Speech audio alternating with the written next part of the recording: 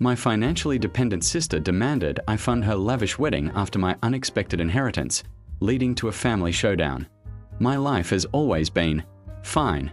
Not spectacular, not terrible, just fine. I, 32, female, have a decent job in marketing, a comfortable apartment, and a loving, if somewhat eccentric, partner, David, 34, male. My older sister, Sarah, 36, female, on the other hand, has always lived a life that, from the outside, appeared far more glamorous. She was the one who always had the latest fashion, the exotic vacations, the perfectly curated social media feed. The catch: her seemingly lavish lifestyle was almost entirely funded by our parents, and, more recently, by various boyfriends who never seemed to stick around for long once they realized the extent of her financial expectations. Our parents, God bless their generous but enabling hearts, always had a soft spot for Sarah. She was the creative one, the free spirit, and therefore, in their eyes, less equipped to deal with the harsh realities of financial responsibility. I, the steady, sensible one, was expected to pull myself up by my bootstraps, and I did. I never resented it, not truly. It was just the way things were. Then came the inheritance. My great-aunt Mildred, a distant relative I'd only met a handful of times at family reunions, passed away unexpectedly. I certainly didn't expect anything, as I barely knew her, and our interactions had been limited to polite, slightly awkward conversations about the weather or my university studies. Mildred was a quiet, unassuming woman, a retired librarian who lived a modest life in a small town several states away. Imagine my shock, then, when I received a call from a lawyer informing me that great-aunt Mildred had left me her entire estate. Her entire estate. It turned out Mildred wasn't just a retired librarian. She was also a shrewd investor who had quietly amassed a considerable fortune over the decades. The sum was staggering. Multiple millions. Enough to change my life, and the lives of anyone I chose to help, in a profound way that I was completely overwhelmed. My first instinct was to tell David, and then my parents. David, ever the pragmatist, was ecstatic but also cautioned me to be discreet. This kind of money, he said, can bring out the best and the worst in people. He suggested we take some time to process it, perhaps consult a financial advisor, and then decide how and when to share the news. I agreed. I wanted to be sensible, to plan, to ensure this incredible gift was managed wisely.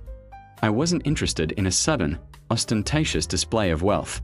My parents, however, were a different story. They were, naturally, thrilled for me. My mother cried happy tears, envisioning all the opportunities this opened up. My father, usually stoic, even cracked a genuine smile. They both, to their credit, emphasized responsible spending and investing, echoing David's sentiments. The trouble, as always, began with Sarah. Sarah was engaged. Her fiancé, Mark, was a perfectly nice, if somewhat meek, man who worked in middle management. He was clearly smitten with Sarah, and equally clearly, somewhat out of his depth financially when it came to her expectations. Their wedding, which was still a year away, was already shaping up to be a monumental affair. Sarah had a Pinterest board dedicated to it that looked like it belonged in a bridal magazine. A destination wedding in Italy, a designer gown, a live band, bespoke floral arrangements, and a guest list that rivaled a small-town census. The estimated cost was astronomical, even for a moderately wealthy family. Our parents were already stressing about how they would fund even a fraction of it. Having already dipped into their retirement savings to support Sarah's previous ventures and lifestyle, I hadn't intended to tell Sarah about the inheritance so soon. I wanted to wait until the funds were fully settled, until I had a proper plan in place. But my mother, in a moment of maternal excitement and perhaps a touch of anxiety about Sarah's wedding budget, let it slip. She mentioned it casually, almost an afterthought, during a phone call with Sarah. "Oh, and guess what? Your sister inherited a good deal of money from Aunt Mildred. Isn't that wonderful?" Mother meant well, I know she did. She probably thought it would be good news for Sarah, that it would bring us closer. She was wrong. The phone call I received from Sarah barely an hour later was not one of congratulations. It was a rapid-fire interrogation, thinly veiled as excited curiosity. How much? Seriously, how much? Is it enough for me to finally get that dream wedding? You know, the one with the Tuscan villa and the string quartet. I tried to be vague, to downplay the amount, to explain that it wasn't just spending money. But Sarah was relentless. She zeroed in on the precise figure with the accuracy of a heat-seeking missile, having somehow extracted it from our mother, who probably just wanted to make her eldest happy. Once she had the number, her tone shifted from excited to expectant, and then, alarmingly quickly, to demanding. "Well, obviously, this changes everything," she stated, not asked. "Now I can finally have the wedding I deserve. You know, the one I've always dreamed of, but our parents could never afford." I was speechless. "Sarah," I began, trying to keep my voice even, "this is my inheritance. It's not a communal fund for family expenses." "But you don't need it like I do," she exclaimed, genuinely sounding incredulous at my resistance.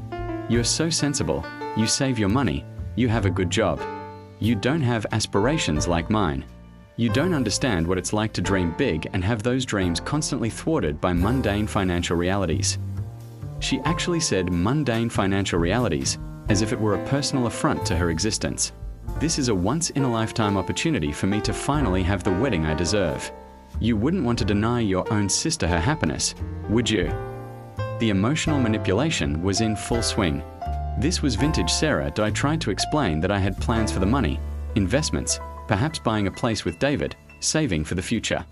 I mentioned that I wanted to use a portion of it to help our parents with their retirement, something they genuinely needed. This, predictably, did not go over well. Our parents, they're fine. They've always taken care of themselves. I'm the one who needs help. I'm the one who needs this grand gesture. It would be a loan, of course, she added, almost as an afterthought, though we both knew it would be nothing of the sort. I'll pay you back. Eventually, when my art career takes off. Sarah had been working on her art career for the better part of a decade, producing a few pieces that she occasionally posted online, but never selling anything of note. The conversation devolved rapidly into a full-blown argument. She accused me of being selfish, of holding onto the money out of spite, of never truly supporting her dreams. I accused her of being entitled and completely out of touch with reality. We hung up with nothing resolved, both of us fuming. The next few weeks were a nightmare. Sarah began a relentless campaign, enlisting our parents in her cause. My mother, caught in the middle, would call me with tearful pleas. "Couldn't you just help her out a little? It would mean so much to her, and you have so much now." My father, usually more discerning, was also swayed, perhaps by the promise of a magnificent wedding that he wouldn't have to bankrupt himself to provide. "Look, she's your sister. Family helps family. And she's been planning this wedding for so long. It would just make her so happy." They genuinely believed they were mediating, but they were effectively ganging up on me, using emotional blackmail to get me to acquiesce to Sarah's demands. I tried to explain to them, calmly and rationally, that I was happy to help Sarah in a reasonable way. I offered to contribute a generous sum towards a sensible wedding budget, perhaps help with a down payment on a modest home, or even fund a legitimate business venture if she ever decided to pursue one seriously. But funding a multi-million-dollar, over-the-top destination wedding that she couldn't afford on her own was not something I was willing to do. I reiterated that this inheritance was for my future and for their security, not for Sarah's fleeting desire for an Instagram-perfect event. This did not satisfy Sarah. A sensible wedding, she shrieked at me during one particularly heated family dinner, her voice rising to a pitch that made the silverware vibrate. "What does that even mean? Beige and boring? You just want to ruin my dreams because you never had any of your own. You're jealous, aren't you? Jealous that I'm actually living a life worth celebrating." The accusation stung, primarily because it was so far from the truth. I was perfectly content with my life. My dreams might be quieter, but they were no less valid. The conflict escalated. Sarah started sending me links to specific vendors, a €10,000 wedding cake, a €20,000 dress, a full buyout of a Tuscan vineyard for the reception. Each link was accompanied by a message like, "This is what I deserve. You wouldn't deny me this, would you?"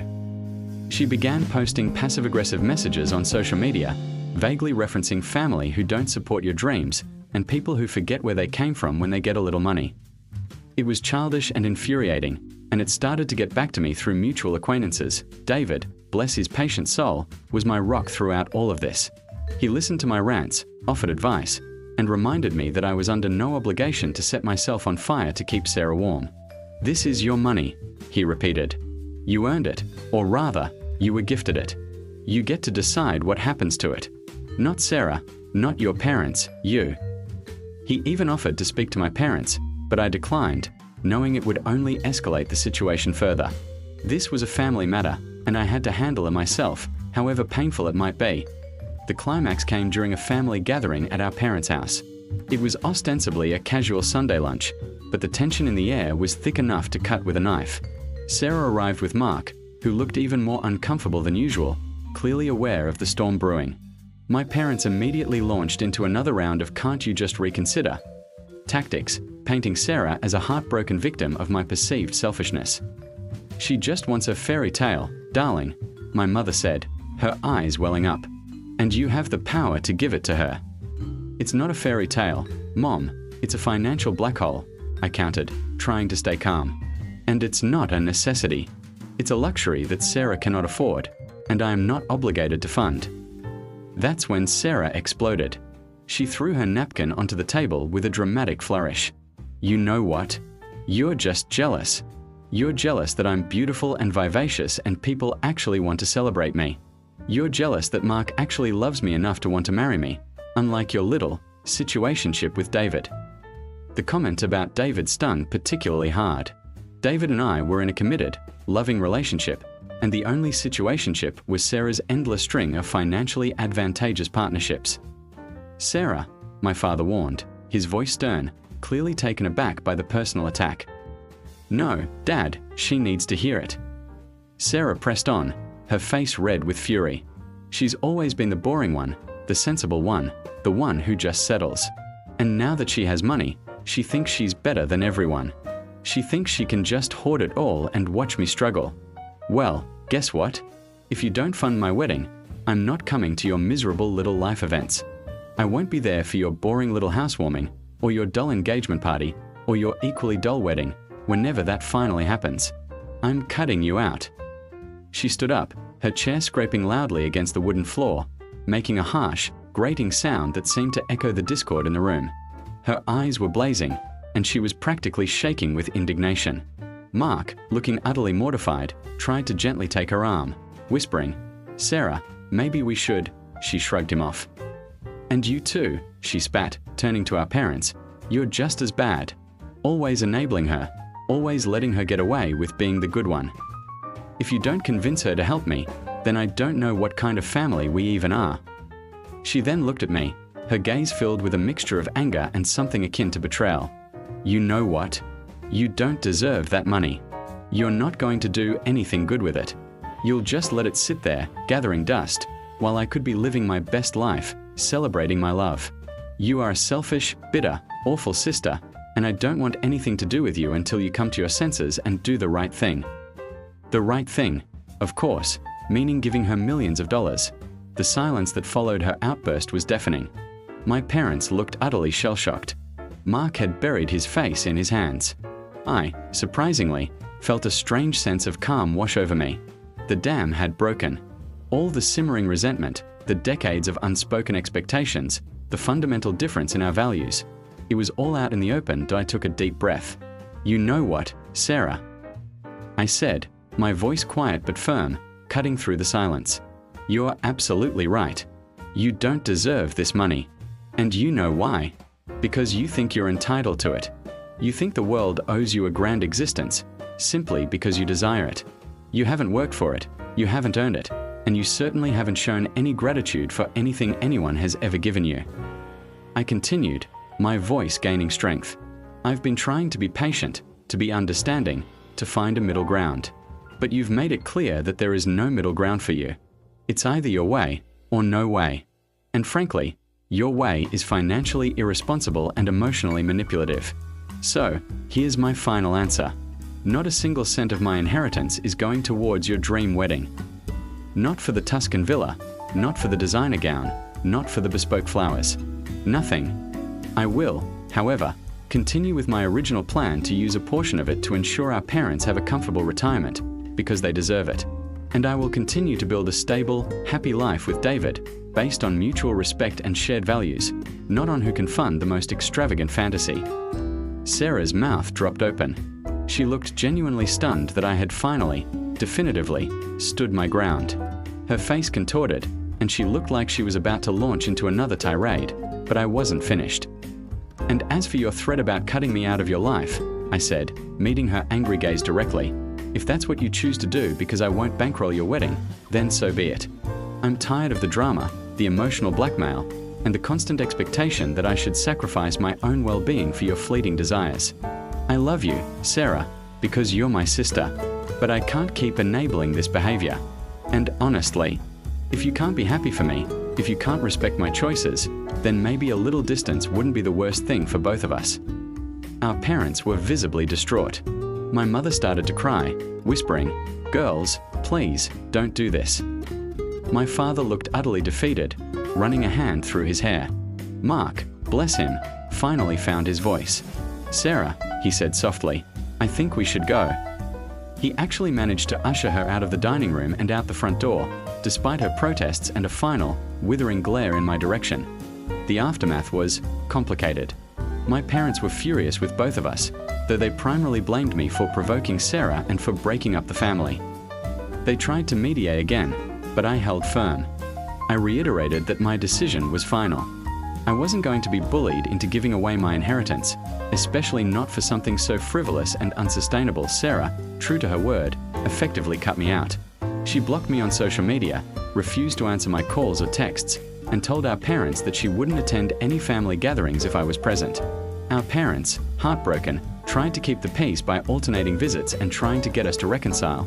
But I knew that true reconciliation would only happen if Sarah genuinely understood and accepted my boundaries, something she showed no inclination of doing. It's been a few months now. Sarah and Mark are still engaged, but the dream wedding has been significantly downsized. My parents are quietly helping them with some of the more modest expenses, but it's a far cry from the multi-million-dollar affair Sarah envisioned. I've heard through the grapevine, my aunt, who is surprisingly good at dishing out information while pretending to be neutral, that Sarah is telling everyone that I refuse to help her and that I'm hoarding my money. I've decided to let it go. People will believe what they want to believe, though I have started investing the inheritance wisely, with the help of a very reputable financial advisor. I did set up a substantial trust for my parents, ensuring their financial security in retirement, much to their surprised and tearful gratitude. They are still sad about the rift with Sarah, but I think they're slowly starting to understand my perspective, and perhaps Sarah's deeply ingrained sense of entitlement. David and I are planning to buy a house together next year. A beautiful, comfortable house, not a sprawling mansion, but a home we will build together with love and respect. Sometimes, I still feel a pang of sadness about the loss of my relationship with Sarah. But then I remember her angry, entitled face, her accusations, and her absolute refusal to consider anyone's needs or boundaries but her own. And I know I made the right choice. Some dreams are not worth enabling, especially when they come at the cost of your own peace and financial future. And sometimes, the most loving thing you can do for someone is to say no, even if it means a temporary, or perhaps permanent, break in the family. It's a hard lesson, but one I'm learning to live with.